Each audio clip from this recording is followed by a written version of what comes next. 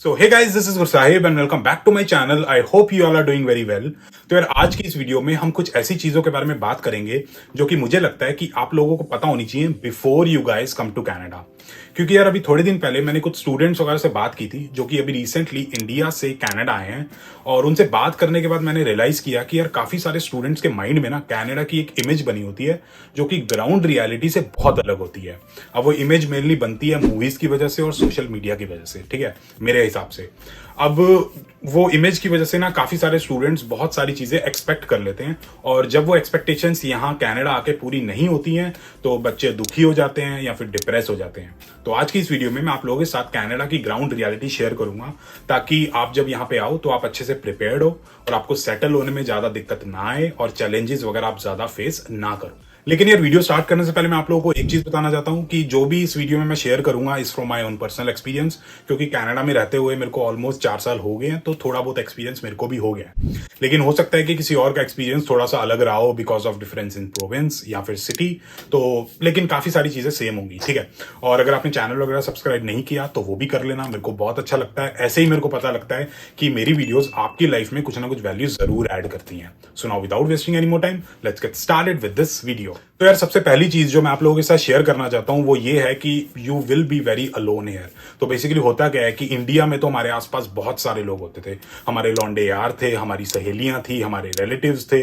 कोई फंक्शन आ गया या फिर कोई फेस्टिवल आ गया तो बहुत सारे लोग होते थे कि किसी और बाहर के बंदे की जरूरत ही नहीं पड़ती थी। लेकिन यहाँ कनाडा में ना ऐसा नहीं होने वाला। You will feel very alone here. ऐसी बहुत सारी सिचुएशंस आएंगी जब आपको कोई खुशी की बात किसी से शेयर करनी है या फिर कोई दुख वाली बात किसी से शेयर करनी है, लेकिन शेयर करने के लिए कोई नहीं होगा। अब यार, मैं आप लोगों को डरा नहीं रहा कि यार यहाँ पे कोई होएगा ही नहीं। डेफिनेटली आपके दोस्त बनेंगे, आप कॉलेज में जाओगे, आप काफी सारे लोगों से मिलोगे, फ्रेंड्स बनेंगे, आप पार्ट टाइम जॉब पे जाओगे, वहां पे दोस्त बनेंगे। लेकिन यहाँ पे ना सब बिजी रहते हैं, किसी के पास ना किसी और के लिए कुछ ज्यादा टाइम होता नहीं है। किसी को बढ़िया घर बनाना है, किसी को गाड़ी खरीदनी है, किसी को अपने पेरेंट्स को सपोर्ट करना है। तो हर कोई भाग दौड़ में लगा हुआ है, पैसे कमाने में लगा हुआ है। डेफिनेटली कोई ना कोई फ्रेंड आ जाएगा आपके पास आपको कंसोल करने के लिए कि भाई कोई नहीं होता, एक दिन आ जाएगा, 2 दिन आ जाएगा, तीसरे दिन वो कहेगा यार इसका तो रोज का रोना है, मैं तो अपने काम पे जाऊं, मेरे को पैसे कमाने हैं, ठीक है। तो यहाँ पे ना आपको इस तरीके से अपना माइंडसेट बना के आना पड़ेगा कि अगर आप अकेले पढ़ते हो ना तो you should be very strong. अपने आप को इस तरीके से बना के आना कि अगर आप अकेले बैठे हो तो आपको अपने आप को अकेले किस तरीके से खुश रखना है वो चीजें सीख के आना। और दूसरी चीज ये भी सीख के आनी है कि सिर्फ अकेले ही नहीं रहना, लोगों से मिलना जुलना है। अच्छे लोग हैं, बुरे लोग हैं, हर तरीके के लोग होते हैं दुनिया में, लेकिन सबसे बना के कैसे रखनी है ये भी सीख के आना, क्योंकि यहाँ के जो लोग हैं ना वही आपकी नई फैमिली होगी। और अगली चीज जो मैं आप लोगों के साथ शेयर करना चाहता हूं वो ये है कि you may have to start fresh here in Canada. तो बेसिकली हो सकता है कि आप अपनी होम कंट्री में एक अच्छी खासी पोजीशन पे काम कर रहे हो। लेट अस से आप किसी एक बड़ी एमएनसी के अंदर मैनेजर की तरह काम कर रहे हो या फिर एक टीम लीड की तरह काम कर रहे हो। लेकिन जरूरी नहीं है कि जब आप कनाडा आओगे तो आपको सिमिलर पोजीशन ही मिलेगी एक सिमिलर कंपनी के अंदर। हो सकता है कि आपको एसोसिएट लेवल से स्टार्ट करना पड़े, या फिर एक एंट्री लेवल जॉब से आपको अपना करियर फिर से स्टार्ट करना पड़े, या फिर ऐसा भी हो सकता है कि आपको अपनी पूरी की पूरी इंडस्ट्री चेंज करनी पड़े। क्योंकि बहुत सारे लोगों को मैं जानता हूं जो कि इंडिया में सॉफ्टवेयर डेवलपर या आईटी के फील्ड में काम करते थे और यहाँ पे आके वो डिजिटल मार्केटिंग में काम कर रहे हैं, या फिर रियल एस्टेट एजेंट बन गए हैं, या फिर मॉर्गेज एजेंट बन गए। तो ऐसा बहुत बार होता है, ठीक है। तो ये सोच के मत आना कि जो आप इंडिया में अपनी होम कंट्री में काम कर रहे थे वही काम आपको यहीं पे मिलेगा पहले दिन से। ऐसा हो सकता है कि आप एंट्री लेवल से स्टार्ट करोगे, फिर धीरे धीरे आप मेहनत करोगे, अच्छा काम करोगे, तो 3-4 साल में आप प्रमोट होते रहोगे और फिर से उसी पोजीशन पे पहुंचोगे जो आप अपनी होम कंट्री में थे। लेकिन टाइम लग जाएगा, ठीक है। वो सैलरी पैकेज, वो स्टेटस, वो लेवल, थोड़ा सा टाइम लग जाता है। अगली चीज जो मैं आप लोगों के साथ शेयर करना चाहता हूं वो ये है कि यार, ये जो कनाडा का सिस्टम है ना, मतलब नॉर्थ अमेरिका का जो सिस्टम है वो काफी हद तक क्रेडिट बेस्ड सिस्टम है। तो बेसिकली होता क्या है कि यहाँ पे ना लोन लेना बहुत आसान है। यहाँ का सिस्टम आपको बड़ी आसानी से अलाउ करेगा कि आप महंगी से महंगी गाड़ी खरीद लो, Dodge Challenger, Ford Mustang, Jeep Wrangler, Mercedes Benz, बड़ी आसानी से आप खरीद सकते हो। जब आप एज ए स्टूडेंट आओगे ना तब भी आप ये सब खरीद सकते हो, अफोर्ड कर सकते हो। दोनों में डिफरेंस है, ठीक है। और महंगे से महंगा फोन खरीद सकते हो, ब्रांडेड कपड़े डाल सकते हो, गैस हो गया, गुची हो गया, अरमानी हो गया। आपने यूट्यूब पे, इंस्टाग्राम पे, सोशल मीडिया पे देखा होगा कि यार हर कोई अपना iPhone 13 pro plus plus plus max flex कर रहा है, गाड़ी को फ्लेक्स कर रहा है कि भाई देखो मेरे पास फोर्ड मस्टैंग है या फिर डॉज चैलेंजर है। डेफिनेटली ये चीजें लो, लेकिन तब लो जब आप अफोर्ड कर सकते हो। बहुत सारे लोग ऐसे भी आते हैं जो कि अफोर्ड नहीं कर सकते, मिनिमम वेज पे काम कर रहे हैं, मंथली $2000 कमा रहे हैं और उनका गाड़ी का खर्चा है $1200 पर मंथ, या फिर उन्होंने फोन ले रखा है जिसका खर्चा है $150 पर मंथ। तो यहाँ का सिस्टम ये करना ना बहुत आसानी से अलाउ करता है। तो यहाँ पे ये जो इजी EMI विद 0% APR, इन चक्करों में मत पड़ना, ठीक है। तो ये एक्सपेक्टेशन मत रखना, प्लीज प्लीज प्लीज। अगली चीज जो मैं आप लोगों के साथ शेयर करना चाहता हूं वो ये है कि यार taxes in Canada are actually very high. तो जितना मर्जी बोल लो कि यार टैक्सेस कम करने के तरीके हैं, या फिर ये कर लो वो कर लो तो थोड़े टैक्सेस कम हो जाएंगे, definitely there are different resources, बहुत सारे तरीके हैं जिनसे आप टैक्सेस को मिनिमाइज कर सकते हो। जैसे कि RRSP हो गया, या फिर अगर आप सेल्फ एम्प्लॉयमेंट कर लो तो आप टैक्स थोड़ा कम पे करोगे, लेकिन स्टिल काफी ज्यादा आपको टैक्स पे करना पड़ता है। तो फॉर एग्जांपल अगर कोई सॉफ्टवेयर इंजीनियर है मान लो, और उसकी सैलरी जो एनुअल सैलरी है वो है $150,000, तो उस केस में उसका जो टैक्स बनेगा वो अप्रोक्सीमेटली 30 to 35% बनेगा। तो एक major portion of your salary goes into taxes, federal and provincial. और इनकम टैक्स के साथ साथ आप दूसरे टैक्सेस भी देते हो। फॉर एग्जांपल आप मॉल में कुछ खरीदने जाते हो, तो अगर ओंटारियो की बात करूं तो यहाँ पे 13% टैक्स लगता है हर एक चीज पे जो भी आप खरीदते हो। तो ये चीज सोच के आना कि यार यहाँ पे टैक्सेस बहुत हाई होते हैं, लेकिन मेरे हिसाब से जितने भी हाई टैक्सेस है ना वो काफी हद तक जस्टिफाइड भी होते हैं। फॉर एग्जांपल जैसे कि यहाँ पे पार्क्स वगैरह हो गए तो काफी साफ होते हैं, यहाँ पे जो रोड्स वगैरह होगी वो भी गवर्नमेंट साफ करवा देती है। तो जो भी हम टैक्स पे करते हैं ना उसका एक्चुअल में यूज किया जाता है, अनलाइक अदर कंट्रीज जहाँ पे टैक्स का तो कुछ और ही यूज होता है, आपको पता ही है क्या यूज होता है, ठीक है। और साथ के साथ यहाँ पे मेडिकल भी फ्री है। अब मेडिकल फ्री है, अच्छा है बुरा है वो एक डिफरेंट टॉपिक है, उसके बारे में किसी और वीडियो में बात करेंगे, लेकिन मेन चीज ये है कि यहाँ पे फ्री है, ठीक है। अगली जो चीज है जो मुझे लगता है कि आप लोगों को पता होनी चाहिए वो ये है कि यार यहाँ पे ना DIY कल्चर है। DIY का मतलब होता है डू इट योरसेल्फ। तो इसका मतलब क्या होता है कि बेसिकली जैसे इंडिया में क्या होता था, अगर टूटी खराब होगी तो हमने प्लम्बर को बुला लिया, कोई बिजली का काम कराना है तो हमने इलेक्ट्रीशियन को बुला लिया, कोई सोफा ठीक कराना है, कोई लकड़ी का काम कराना है, एक ड्रिल भी करानी है ना तो मम्मी कारपेंटर को बुलवा लेती थी। यहाँ पे ऐसा नहीं होता, अगर टूटी खराब है तो आपको खुद प्लम्बर बनना पड़ेगा, अगर बिजली का काम करना है तो आपको इलेक्ट्रीशियन का काम आना चाहिए, एटलीस्ट तारे तो जोड़नी आनी चाहिए, और अगर कोई लकड़ी का काम करना है, ड्रिलिंग करनी है तो आपको कारपेंटर का काम भी आना चाहिए।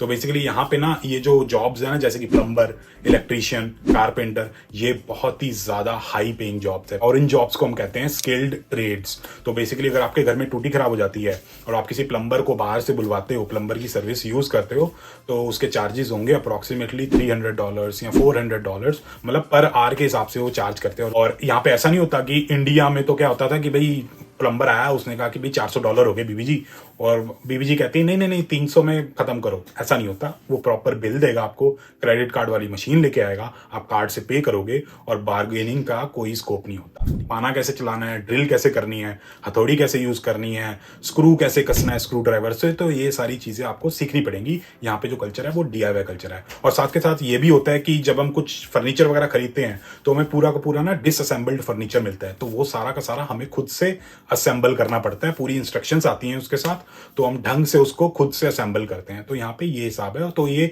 कल्चर ही यहाँ पे है, तो उसकी निंदा करने मत लग जाना कि ये कनाडा में क्या है, यहाँ पे ये चीजें ऐसी हैं वैसी हैं, यहाँ का कल्चर ऐसा ही है, तो उसको रिस्पेक्ट करना है। अगली चीज जो कि आप लोगों को पता होनी चाहिए बिफोर कमिंग टू कनाडा वो ये है कि यहाँ पे डोमेस्टिक हेल्प का कल्चर नहीं है।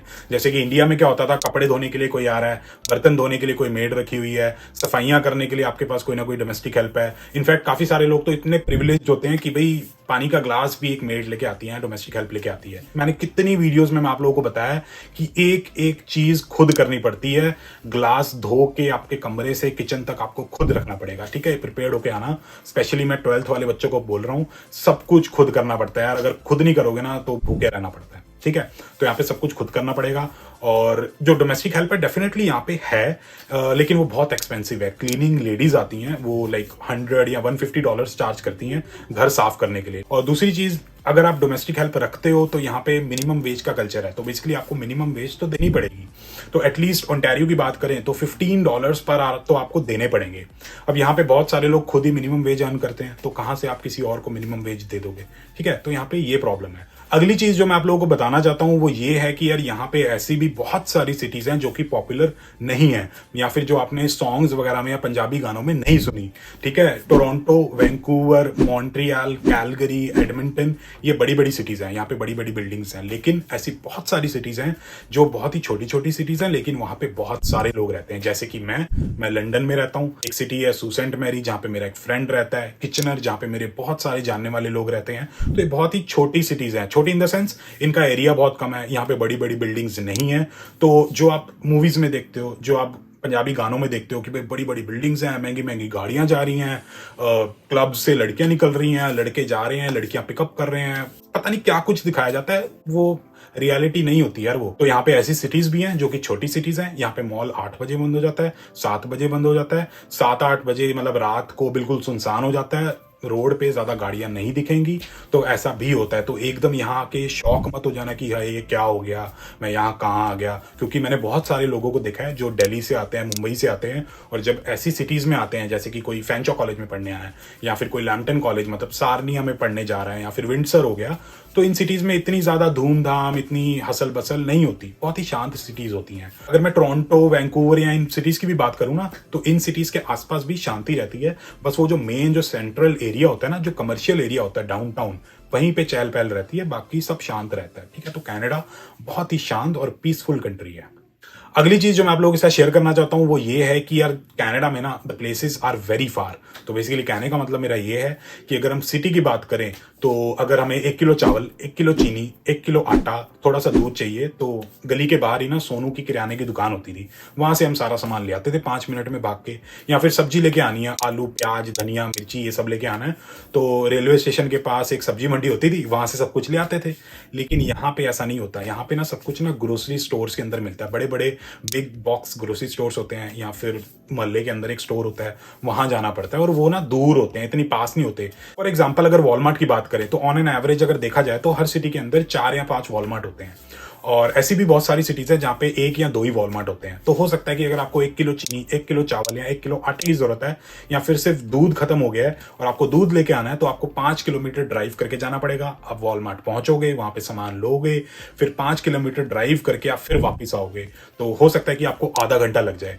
और यहाँ पे वॉलमार्ट में क्या होता है कि जो दूध और अंडे होते हैं ना वो बिल्कुल एंड में होते हैं, तो 5-10 मिनट तो आपको वहां तक जाने में लग जाते हैं। तो काफी टाइम लग जाता है छोटे छोटे कामों के लिए, क्योंकि चीजें बहुत दूर होती हैं, जगहें बहुत दूर दूर होती हैं। और अगर मैं सिटी से बाहर की बात करूं तो एक सिटी दूसरी सिटी से बहुत दूर होती है। तो जैसे कि इंडिया में क्या होता था, हम दिल्ली से निकले सोनीपत आ गया, सोनीपत से निकले पानीपत आ गया, पानीपत के बाद अंबाला आ गया, अंबाला के बाद पंजाब। आई थिंक ऐसा ही होता है, अगर कोई मिस हो गई है तो बता देना, ठीक है। लेकिन यहाँ पे ऐसा नहीं होता। यहाँ पे क्या होता है, अगर मैं लंदन से टोरंटो जाना चाहता हूँ तो पहली जो बड़ी सिटी आएगी वो आएगी किचनर, और वो कितनी देर बाद आएगी, 1 घंटे के बाद, मतलब अप्रोक्सीमेटली 100 किलोमीटर के बाद पहली बड़ी सिटी आती है किचनर। बीच में ऑब्वियसली छोटी छोटी सिटीज आती हैं, लेकिन वो बहुत ही ज्यादा छोटी होती है, लाइक 500 या 1000 लोग रह रहे होते हैं वहां पे। और एक और चीज मैं आप लोगों को बताना चाहता हूँ कि यार जब हम दिल्ली से पंजाब जाते थे ड्राइव करके, तो कभी सुखदेव आ गया, कभी गुलशन का ढाबा आ गया, कभी गरम धरम आ गया, कभी कोई ढाबा आ गया, कभी हवेली आ गई, तो कुछ ना कुछ आता रहता था, तो एंटरटेनमेंट होता रहता था। लेकिन यहाँ पे ऐसा नहीं होता। अगर मैं लंदन से टोरंटो जाता हूँ ना 401 हाईवे को यूज करके, तो मैं लेफ्ट देखता हूँ, तो अगर समर चल रही होगी तो मेरे को हरी हरी घास दिखेगी, अगर विंटर चल रही होगी तो मेरे को सफेद सफेद बर्फ दिखेगी। तो यहाँ पे ऐसा ही होता, बिल्कुल खाली होता है हाईवे, कुछ नहीं आता। थोड़ी थोड़ी देर बाद लाइक 60-70 किलोमीटर्स के बाद एक ऑन रूट आता है, वो एक तरीके का ढाबा कह लो, ढाबा होता है। वहां पे अलग अलग रेस्टोरेंट्स होते हैं, मतलब एग्जैक्टली ढाबा नहीं होता, वहां पे अलग अलग रेस्टोरेंट्स होते हैं, रेस्टिंग के लिए जगह होती है, वहां पे आप रुको, 15 मिनट रुको, रेस्ट करो, फिर से ड्राइव करो आगे, ठीक है। तो यहाँ का कल्चर, यहाँ का सिस्टम ऐसा ही है, तो आपको इसकी आदत डालनी पड़ेगी। और साथ के साथ अगर रात को ड्राइव करते हैं तो बिल्कुल अंधेरा होता है। अगर मैं हेडलाइट ऑफ कर दूं ना तो ऐसा लगता है पूरा का पूरा ब्लैक है। मैं काफी बार नायग्रा से लंदन ड्राइव करता था, काफी सारे लोगों को पता होगा मैं नायग्रा क्यों जाता हूँ। तो मैं जब ड्राइव करता था 403 हाईवे पे, तो बिल्कुल अंधेरा होता था। ऐसा होता था कि लेफ्ट में देखा तो कुछ नहीं है, पूरा अंधेरा, राइट में देखो तो पूरा अंधेरा, सामने कोई गाड़ी नहीं है, दूर दूर तक कोई गाड़ी नहीं है, पीछे दूर दूर तक कोई गाड़ी नहीं है, सिर्फ मैं अकेला चल रहा हूँ। अगर कुछ हो गया तो दुनिया में किसी को पता नहीं लगेगा, ठीक है। तो यहाँ पे ये हिसाब होता है हाईवेज का, तो आपको इन चीजों के बारे में पता होना चाहिए। अगली जो चीज़ मैं आप लोगों को बताना चाहता हूँ वो ये है कि यार Canada is a very cold country, बहुत ठंडा देश है। तो यहाँ पे ऐसी भी जगहें हैं जहाँ पे -40 होता है, -50 होता है। मैं अभी लंदन में शूट कर रहा हूँ, यहाँ पे अभी जो टेम्परेचर है वो है -10 और विंड चिल के साथ वो टेम्परेचर हो जाता है -16। और जहाँ मैं पढ़ता था थंडर बे में, वहाँ पे जो टेम्परेचर सर्दियों में कभी कभी चला जाता था -40 और हवा के साथ इट फेल्ट लाइक -50 डिग्रीज। तो बहुत ठंड होती थी, बहुत ठंड लगती है। मेरे को याद है जब मैं अपनी पार्ट टाइम जॉब से घर पैदल आता था रात को, क्योंकि बस नहीं होती थी, तो मेरी जो थाइज है ना वो जम जाती थी। मेरे को बीच में कहीं ना कहीं रुकना पड़ता था, मैं अपने आप को गर्म करता था, फिर मैं पैदल चलता था। ठीक है, तो ऐसा भी हिसाब होता है।